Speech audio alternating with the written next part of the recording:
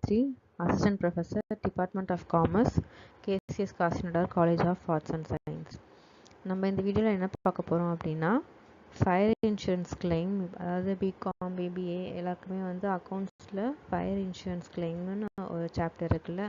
So அதுலேருந்து நம்ம sums பார்க்கலாம். Occurred on 31st 12/2013 in the premises of the firm. அதாவது 2013ல் டிசம்பர் 31st அன்னைக்கு ஒரு ஃபயர் ஆக்சிடென்ட் நடந்திருக்கு. ஓகேங்களா? ஸோ அப்போது அந்த புக்ஸை பார்க்கும்போது சில இன்ஃபர்மேஷன்ஸ் கொடுத்துருக்காங்க. என்ன அப்படின்னா சேல்ஸ் ஃப்ரம் 1/1/2013 to 31st 12/2013 வந்து 12,80,000 அண்ட் பர்ச்சேசஸ் பார்த்தீங்கன்னா சேம் டேட்டில் 8,40,000 அண்ட் ஸ்டாக் இன் ஹேண்ட் பார்த்தீங்கன்னா 31st 12/2012. அதாவது இங்கே பார்த்தீங்கன்னா 2012ஓட க்ளோசிங் ஸ்டாக் கொடுத்துருக்காங்க. இப்போ நம்ம கேல்குலேட் பண்ணுறதுன்னு பார்த்தீங்கன்னா 2013. அப்போது 2012ஓட க்ளோசிங் ஸ்டாக் நமக்கு 2013ஓடைய ஓப்பனிங் ஸ்டாக். கரெக்டாக? அப்போது இந்த ஸ்டாக் இன் ஹேண்ட் வந்து நம்ம என்ன எடுத்துக்கணும்னா ஓப்பனிங் ஸ்டாக்கு.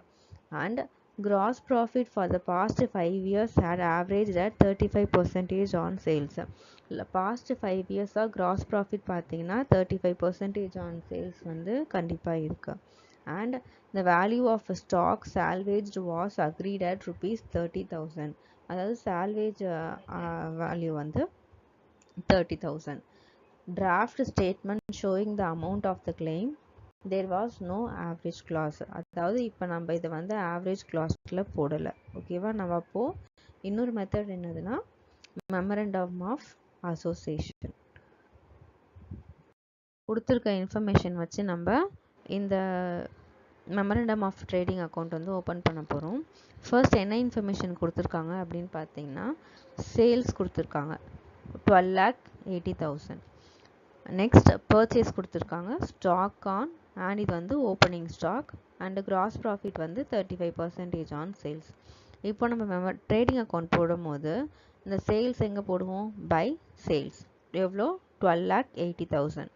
அண்ட் பர்ச்சேஸ் கொடுத்துருக்காங்க அண்ட் ட்ரேடிங்கில் நம்ம ஃபஸ்ட்டு ஓப்பனிங் ஸ்டாக் போடுவோம்ல. So 2 opening stock 2,36,000. Next purchase கொடுத்துருக்காங்க அது எவ்வளோ? 8,40,000. So 2 purchases 8,40,000. And gross profit பார்த்தீங்கன்னா பாஸ்ட் 5 இயர்ஸ்க்கு 35% ஆன் சேல்ஸ்ன்னு கொடுத்துருக்காங்களா. ஸோ அப்போ இந்த 12,80,000 கூட 35% நம்ம கண்டுபிடிச்சோம் அப்படின்னா நமக்கு கிடைக்கிற ஆன்சர் வந்து 4,48,000. இப்போது நம்ம கொடுத்துருக்க இன்ஃபர்மேஷன் எல்லாத்தையும் சப்ஸ்டியூட் பண்ணியாச்சு. ஓகேங்களா? இப்போ இங்கே என்ன, இப்போது நார்மலாக நம்ம ட்ரேடிங் கண்டுபிடிக்கும் போது இந்த இடத்துல க்ளோசிங் ஸ்டாக் போடுவோம். கரெக்டாக? ஆனால் இங்கே என்ன நம்ம கண்டுபிடிக்கிறோம் அப்படின்னா ஃபயர் ஆன டேட்டில் நம்மக்கிட்ட எவ்வளோ ஸ்டாக் இருக்குது அப்படின்னு தான் நம்ம கண்டுபிடிக்க போகிறோம்.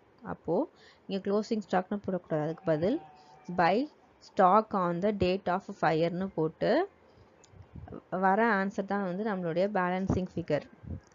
ஸோ நம்ம இதெல்லாம் ஆட் பண்ணிவிட்டு நம்மளோட சேல்ஸ் கூட மைனஸ் பண்ணி வர அமௌண்ட்டு தான் வந்து இந்த stock on date of fire. ஓகேவா?